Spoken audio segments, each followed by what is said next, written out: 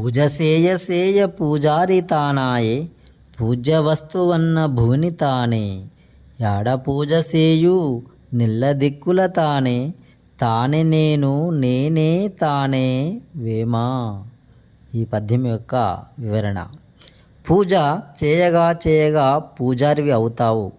పూజించవలసిన వస్తువు భూమిపై నీవే.